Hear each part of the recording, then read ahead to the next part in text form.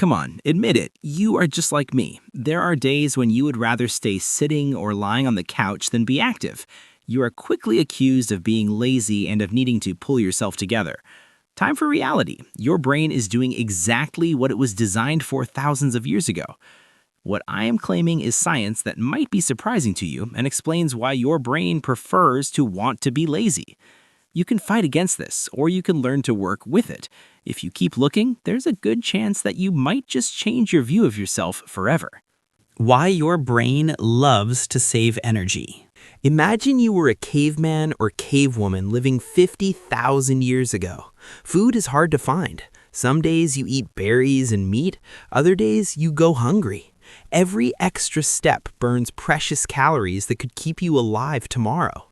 Harvard professor Daniel Lieberman calls this the energy conservation hypothesis. Your body and brain evolved to be super smart about saving energy. Unnecessary movement was dangerous. It could make you too tired to run from a lion or hunt for dinner. Resting when you didn't have to was actually a smart survival strategy. Recent 2024 Harvard research with Lieberman shows something amazing. Humans have a uniquely high metabolism compared to other animals. We're built for activity when it's needed or fun, but our default is to save energy when it's not. That ancient programming is still inside you today. Your brain treats extra exercise or hard work the same way your ancestors treated wasting calories. It says, why burn energy if I don't have to? That feeling you call laziness is really your brain trying to protect you. It's not a flaw, it's a feature from a world without fridges, supermarkets, or delivery apps. The basal ganglia, your brain's energy accountant. Deep inside your brain, there is a special group of parts called the basal ganglia. Think of them as your brain's habit center and energy manager. The basal ganglia help turn repeated actions into automatic habits, so your brain doesn't have to work so hard thinking about them. Once something becomes a habit, it uses less energy.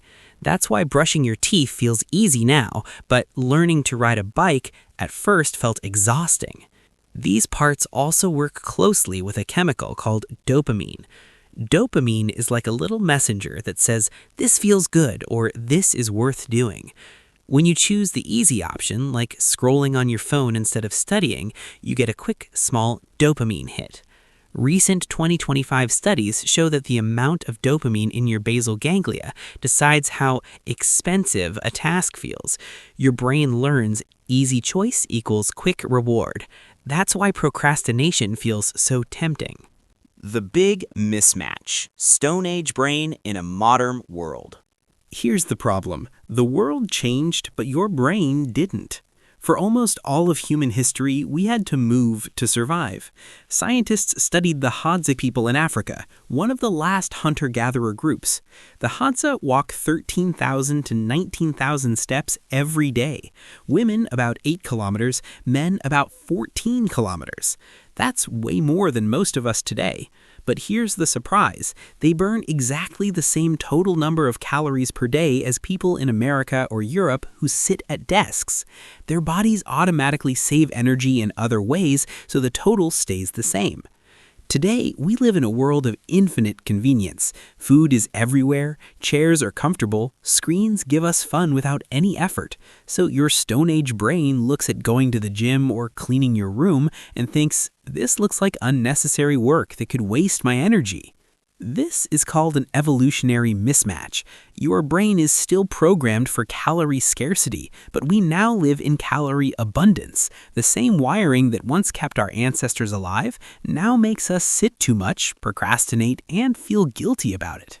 Why physical effort feels like a threat. Your brain doesn't just prefer easy things. It can actually see hard work as a kind of danger. When you think about doing something difficult, parts of your brain calculate the cost. If the reward feels too far away or too small, your brain says nope and pushes you towards something easier. This is called effort discounting. Brain scans show that dopamine in the basal ganglia helps decide if the effort is worth it. If it doesn't feel rewarding enough, the task lights up the threat parts of your brain. The good news? This is normal. Almost everyone struggles with it because we all carry the same ancient brain software. How to work with your brain, not against it. You don't have to fight your biology. You can be smart and gentle with it. Here are simple, science-backed ways that actually work. Start ridiculously small. Your brain hates big effort, but loves tiny wins. Want to exercise? Just put on your shoes. Want to study? Open the book for 2 minutes. Once you begin, dopamine often kicks in and you keep going. Make it automatic. Repeat the same small action every day at the same time. The basal ganglia turns it into a habit, so it needs less willpower and energy. Give yourself quick rewards. Pair the hard thing with something you like. Listen to your favorite music while walking. Have a healthy snack after finishing homework. This trains your dopamine system to link effort with good feelings. Remove friction. Make the good choice easier and a lazy choice harder.